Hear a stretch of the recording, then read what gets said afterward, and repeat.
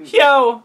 Hey, give me like, okay. Hey Denchpegs, what's going on? It's Landon Remixes here, and welcome to my review of the newest compilation EP by Martin Garrix. This one is called 7. A lot of people are referring to this as a standard EP, but in all honesty, this is very much so a compilation, considering it consists of singles that were dropped 7 days in a row during ADE this year. A very fitting time, and I'd probably call this situation a little bit tricky, considering Martin Garrix won the DJ Mag Top 100 this year at the same exact time that he released these songs, so I'm guessing he either knew ahead or they had some kind of marketing scheme to push this out. I'm not going to dig too deep into my thoughts about the DJ Mag Top 100. That could be another video entirely even. I personally do still participate in the DJ Mag Top 100. I don't personally do it as a DJ myself, but as a fan, this year I voted entirely for Monster Cat artists just because I wanted to see one of them happen to place on the list. I think because Pegboard Nerds actually placed pretty high, pretty close to the top 100 spot, so I put them on my list, hoping that they would be able to plop in. Sadly, they didn't this year. I guess you could say, though, that Marshmello being on the list kind of counted as a Monster Cat artist placing. But back onto the topic of Martin Garrix, he didn't initially receive a lot of popularity until he released his massive single Animals, which is probably where most people know him from. Animals at the time actually made Martin Garrix the youngest producer to ever take a Beatport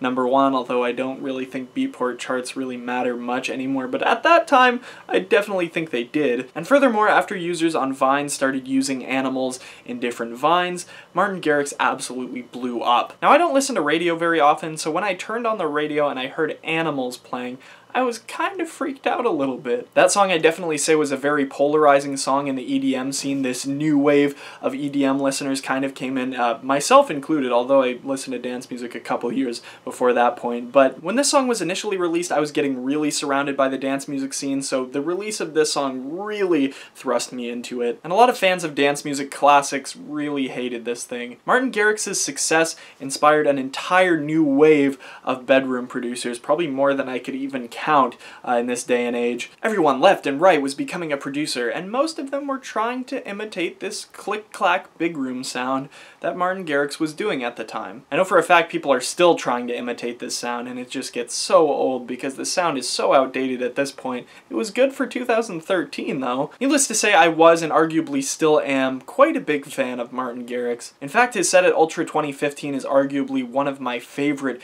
DJ sets of all time, and last year was arguably his biggest year as Martin Garrix took over as the king of this big room progressive house style. Swedish House Mafia left a void in all our hearts when they broke up back in 2013, and Martin Garrix seemed to step in and fill that void. And starting with Forbidden Voices, Martin Garrix's singles seemed to be getting better and better with every single release. As many of you might know, Martin Garrix was Spinnin' Records' biggest name on their label, and after he dropped them following those couple releases, the label essentially went under and they haven't had a ton of commercial success since then. In the meantime, Martin Garrix is enjoying a ton of success with the creation of his own label, STMPD Records, or Stamped Records. I'm not really sure which of the two it actually is. In fact, that Swedish House Mafia comparison that I made actually makes a lot of sense when you consider that the first Stampede Records release, Now That I Found You, actually was with the same vocalist, John Martin, that did Don't You Worry Child along with his producer, Michael Zitron. A couple smaller release singles later, and we get In the Name of Love, which is his absolutely massive track with the pop star Bebe Rexha. It's future-based, and it's with a very well-established pop singer, so obviously this one was going to blow up, and it has since become his biggest selling single to date. And then after that, I guess that's where we get into this compilation. As much as I want to love it, I just can't. This compilation in its totality seems like a huge step back for Martin Garrix. In fact, it kind of seems like a repeat of just about everything he released in 2015, with the exception of just a couple tracks on it. Not only do these tracks together not make a respectable EP, but the singles themselves actually don't seem that good either. Whee! Featuring Mesto sounds strangely similar to their last collaboration together, Bouncy Bob. Spotless sounds like everything else Jay Hardway has released in this last year. Sun Is Going Down sounds like a total repeat of Lines in the Wild that was just released earlier this year. I was actually trying to place my finger on what exactly Hold On and Believe sounded like, and then it hit me like a ton of bricks. This one is almost identical to Waiting for Love by Avicii, which was the one that Martin Garrix co-produced on for him. Like, the similarities are so uncanny with this EP. There's hardly anything really to take from this.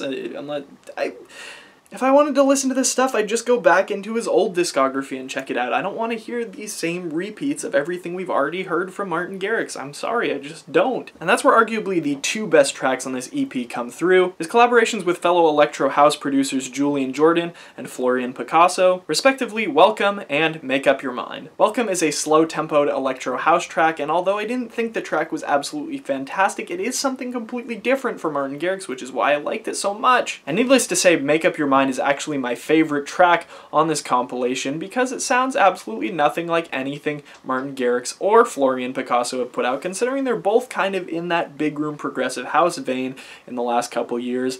It was a super surprise to hear this kind of odd new age bass house sound. This is like kind of a step up from where bass house is, I feel like. And it's definitely not in that same vein of generic breakbeat electro house that we've seen a lot of bass house artists go into this year. I'm feeling a decent 3 out of 10 for this compilation. As always, I have the Spotify link in the description so you guys can check it out if you'd like to, although I wouldn't necessarily recommend it just because, you know, it's not really that great, I guess. But anyway, I hope you guys enjoyed this review. I'm sorry once again for not being able to push out all this content. I'm just getting so caught up with school and everything, but I'm probably done with making excuses. I want to get a lot of videos recorded this weekend to push out these next couple of weeks, so we'll see what happens with that. Anyway, I'm Landon Remixes. I hope you guys enjoyed this review, and I'll see you later. Peace.